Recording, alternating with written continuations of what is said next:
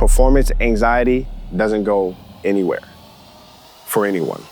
However, one-on-one conversations for an hour individually with over 3,000 drummers. Performance anxiety comes up, and because they see a lot of videos of people chopping on social media, they're like, oh, this is what the drums turned into today. Yeah, my God. Everybody just wants to play all over the song. Be responsible with monster chops.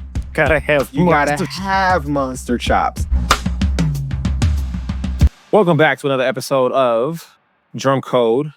The podcast. The podcast, because we did have a show. We did. It was pretty funny. It was. We should bring it back. We should bring it back. We should bring it back. Our first one we put out was Black Church versus White Church. Absolutely hilarious. Back in the day with Jobo and... that it's actually still up on YouTube. It's on our former channel, the Drum Coaches channel. We should link it, huh? We should link. Hey, go check. Yeah, y'all got to check out that one. Yeah, we put that up years ago.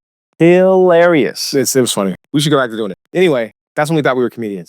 But I mean, I'm still funny. Looking. Maybe we are comedians. I don't know. Your 1/1 is still funny. Wow. Your hi-hat chokes are still solid and crisp. Ridiculous. Crisp. Anyway, today we're talking about performance anxiety. Listen, because like we see this a lot with the students in the Shake Camp Club, right? Man.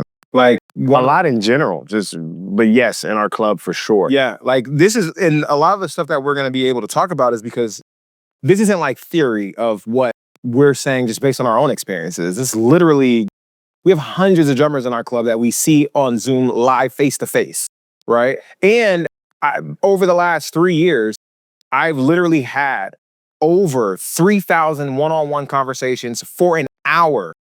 Right? One-on-one conversations for an hour individually with over 3,000 drummers. And like performance anxiety comes up, confidence, all that type of stuff. Like, especially when it comes to soloing. Yeah. Or not even just soloing, especially when it comes to soloing, but even when it's just like transitional drum fills. Most drummers who say, I'm a pocket drummer, it's not because I have all of these chops and I'm being a mature drummer, right, respecting the music and staying in my lane. No, it's because when it comes to chops, when it comes to solos, especially solos, but also transitional drum chops, like going from verse to chorus, or chorus to bridge, or bridge to tag out. They're like, no, I'm a pocket drummer. I'm gonna just lock in. Yeah. It's like, oh, there's an anxiety there because you may not feel like you're good enough, or you have the right tools, or you have enough in the tool bag to be able to perform. Yeah, these and chops. there are some drummers who like have, because of social media, they think that social media is like the real world.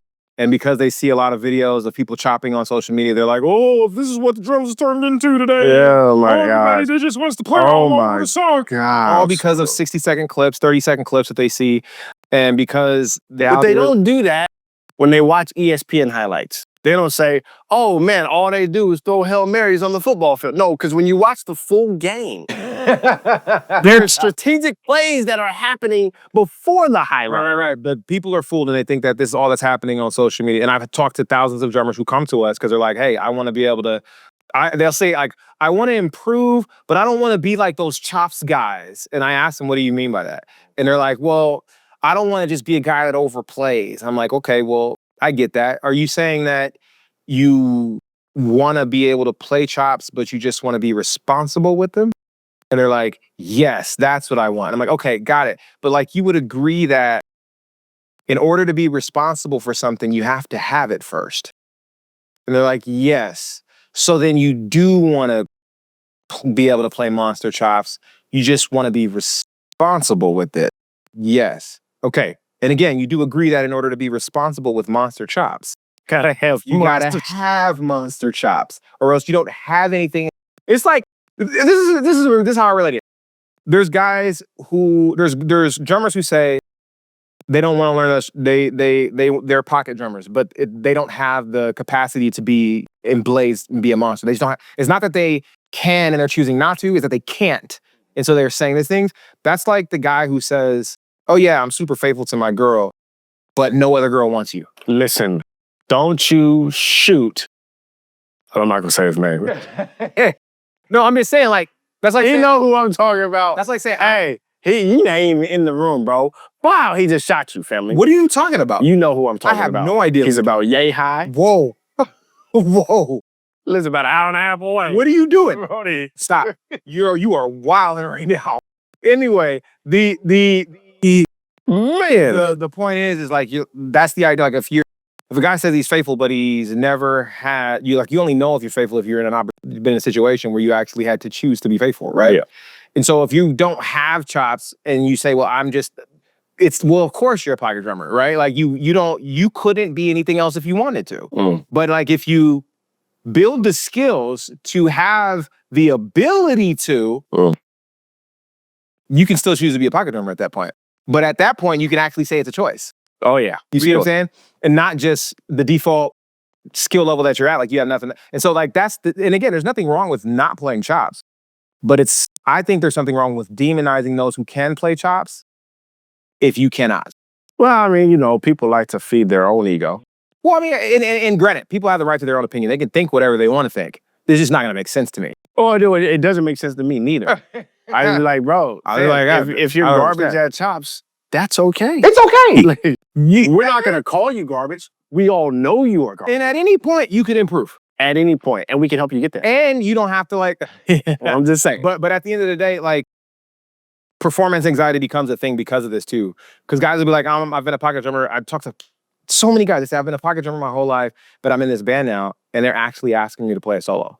Or I'm in this band now, and they do this thing where at the end of the show, they give the bass player some, they give the guitar player some. Heck, they even give the background singer some. And I'm like waving off a solo. Like, please don't ask me to do something. Yeah. Or I'll tell them after or before the show, just skip me. Like, you don't even have to acknowledge me that I'm there. I'm cool. Just because that anxiety is so strong that they can't even, and they'll tell me like, well, it's because of the I just don't have the confidence. If I have the confidence, and I'd be like, what do you think comes first? Like the confidence, that if you just have the confidence, all of a sudden the skill happens? Or do you not have the confidence because you lack the skill? You see what I'm saying? Yeah. If you actually knew that when it's time for a solo, I can murder if I want to at will, just whenever I choose, whenever I think about it, boom, I can just go. Yep. Would you lack any confidence around this? Yeah. Probably not. That part. Right? Facts. Like if, for example, if you sat down on the drums next to Eric and was like, all right, Eric, play me a solo or play me some chops. Like, do you think at any point in time, he's going to be feeling nervous about that? No, not at all. Not at all. And it doesn't matter what type of solo, actually, dude. I sat down with the big homie. I'm like, hey, we not playing nothing fast. He'd be like, okay, cool. Or we're playing something fast. Okay, cool. Are we going to be right in the middle? We're going to go back. Okay, cool. Hey, you know what, Eric? We about to do this in 7/8. Cool. Okay, I'm about to switch to 9/8. Cool. Like, I'm good to go no matter what situation that I'm in. But for the, because you do a lot of the guys that are in the club and ladies that are in the club when they're dealing with performance anxieties, like, what do you tell them? Like, what advice do you have? The biggest advice that I tell them is, number one, performance anxiety doesn't go anywhere for anyone. However, it does get smaller. What I mean by that is it starts off like a forest fire. Yeah. For a lot of drummers. Like, yo, when it comes to chops, like it's, yeah. As I try to put water on it, it seems like the fire is getting bigger. Right. Over time, as you work through this performance anxiety, that fire, the forest fire, becomes a grass fire. And then the grass fire becomes a bush fire. Okay. Then the bush fire becomes a candle.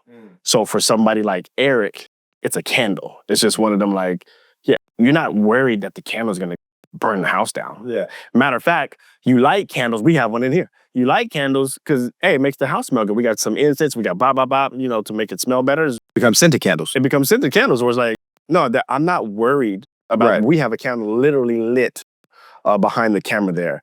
We're not worried at all that might turn into a forest fire. Right. But the candle still exists. Right. And so that's flame is still there. The flame is still there. And so you're still going to get those moments when you're on stage that's just like, but we are trying to work to the point of the forest fire becoming a candle. And it does take time. I do tell them that too. I say, hey, it's not going to become a candle next week. Yep. It might not even become a candle next month.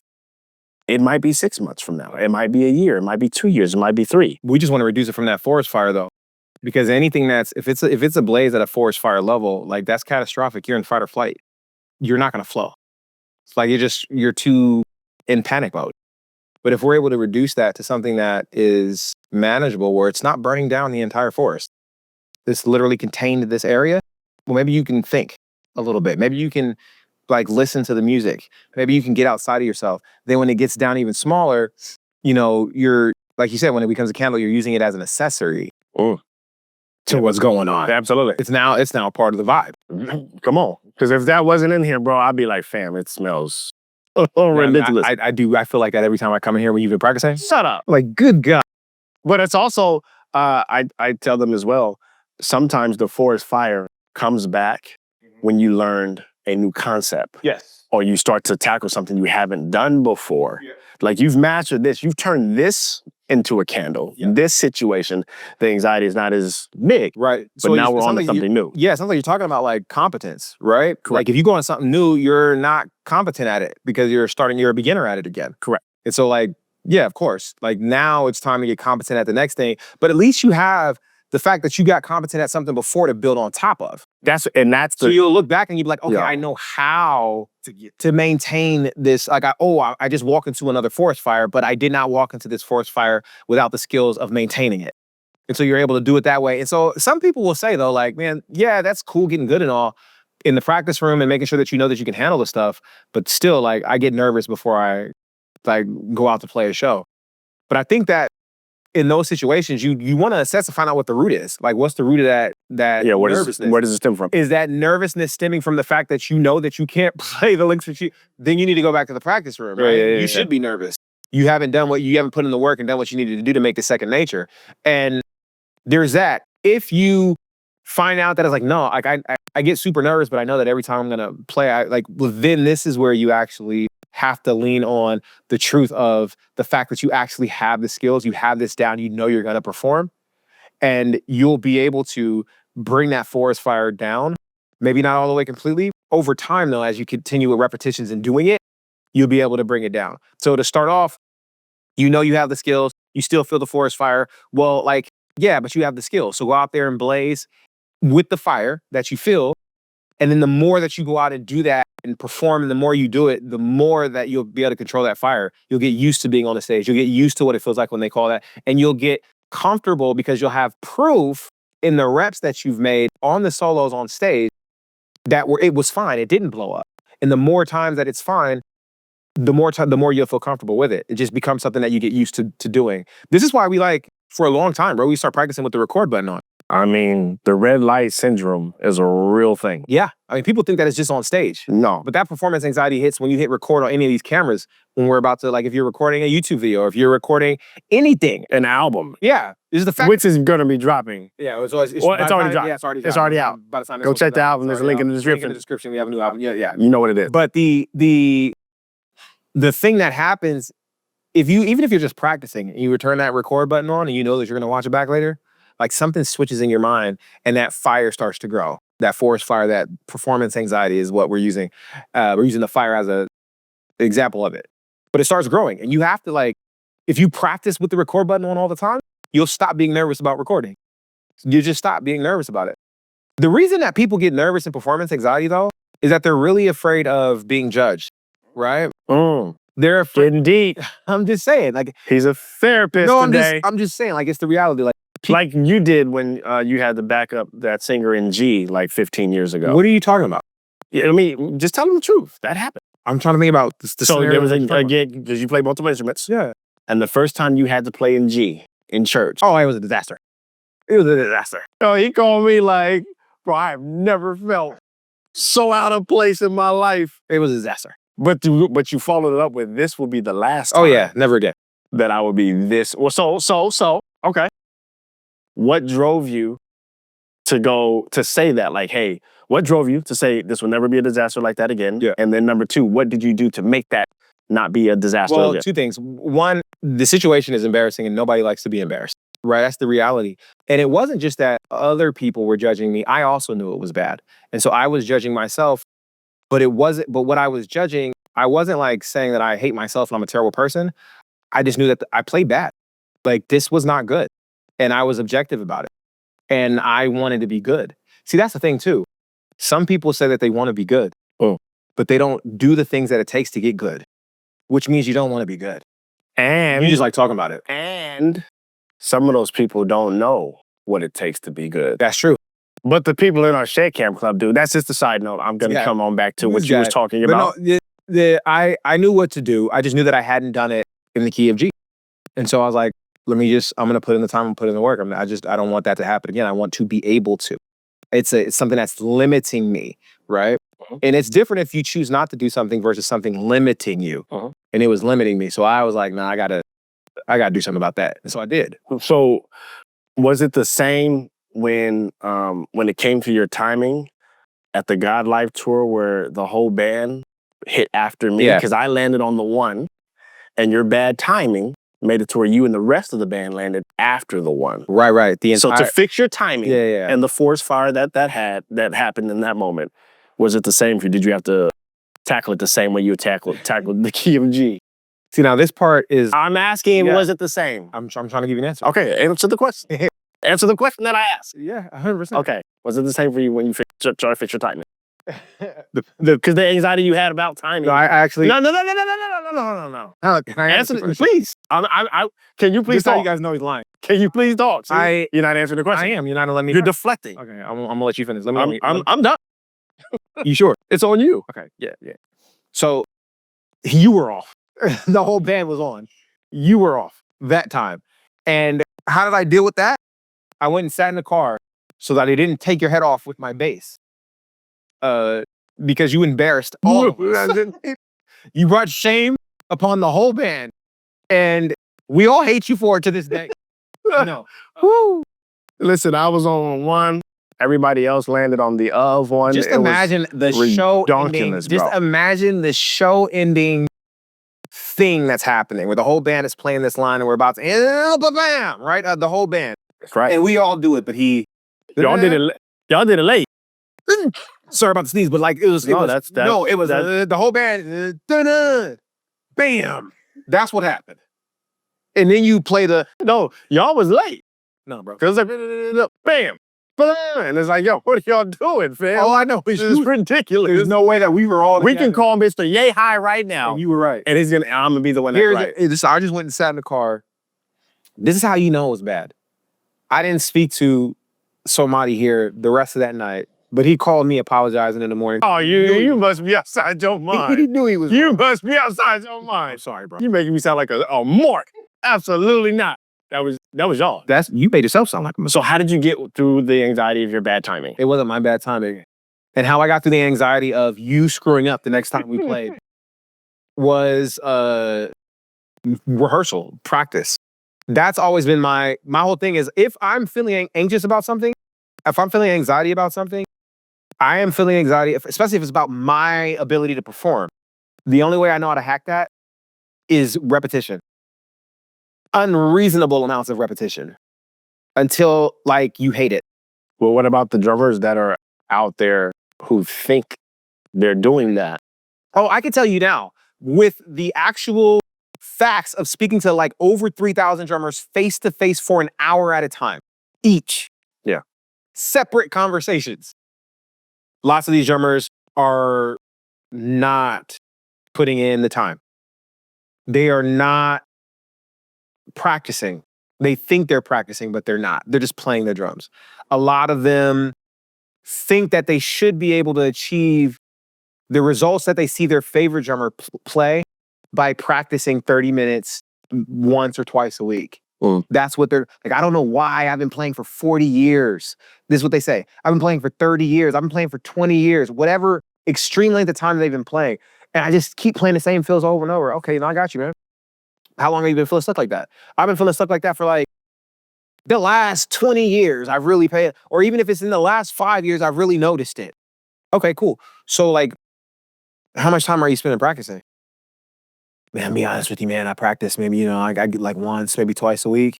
But I rehearse with my band 3 times a week, though. Like I have band rehearsal. That's 5. 3 times a week. So like I'm really playing, and I play at church on Sundays. So that's like 7 days. I'm playing like 6, 7 days a week. Yeah. But what are you doing to actually like work on Like not playing, but like practicing outside of rehearsal, or outside of learning music for your band, outside of learning songs for your service, church service. So wait a minute. Learning songs for your band. Yeah. Learning songs for rehearsal. Yeah. And just playing songs like to the record. Yeah. That's not practicing? No. So here's the thing. But there's drummers that will say, you're wrong. Yeah, here's the thing. You got to look at what your goal is.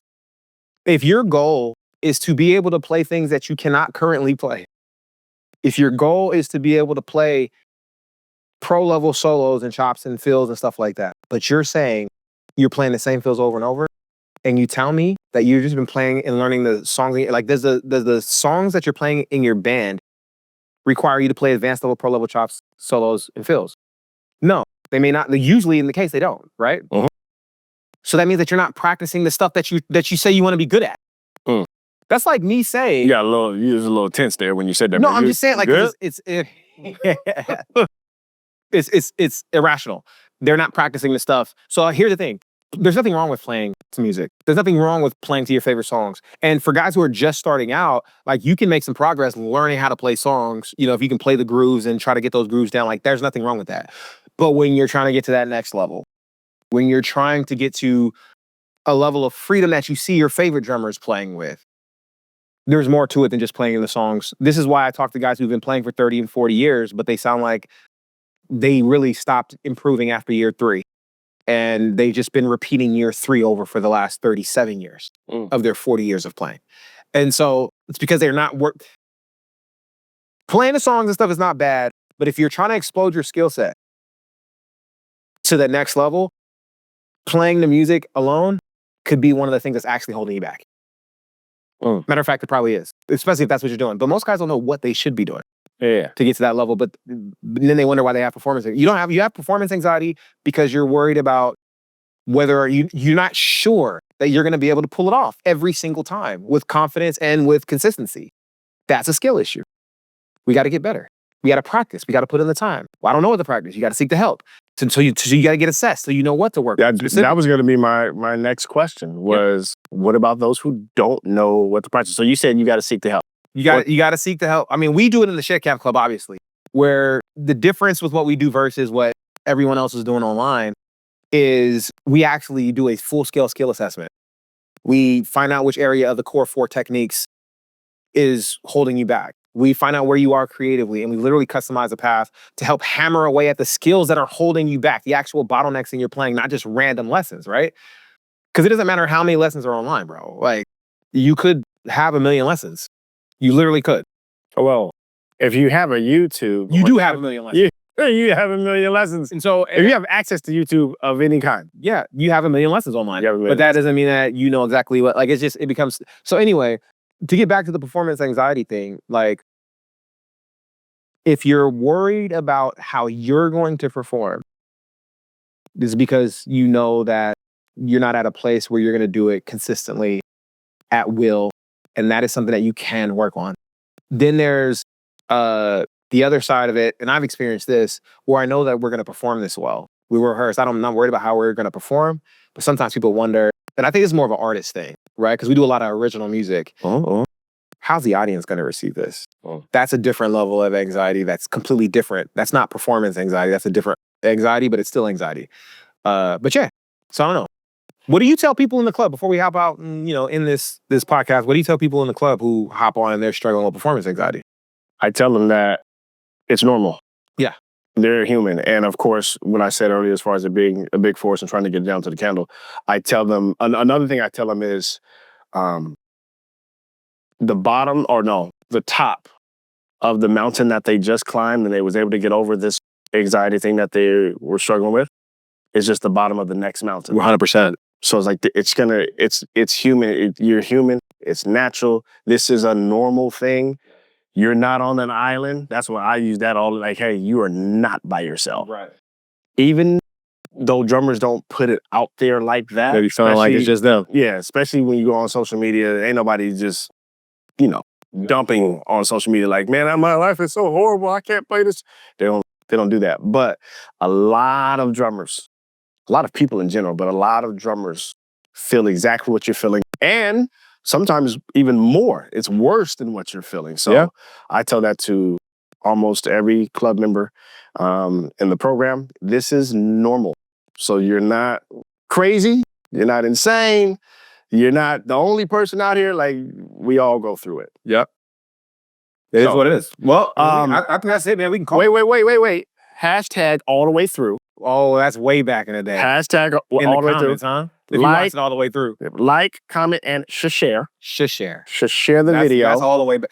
See, they don't know. There's so many new people that we probably sending this to who haven't like seen the old podcast. And then there's that. Yeah. But at the end of the day, it is what it is. We'll catch you guys on the next one. Obviously, if you want some drumless tracks to jam to, $30 a month inside of the Yo, just click on all the links in the description box. Every one of them. Yeah. We'll see you guys on the next one. Peace.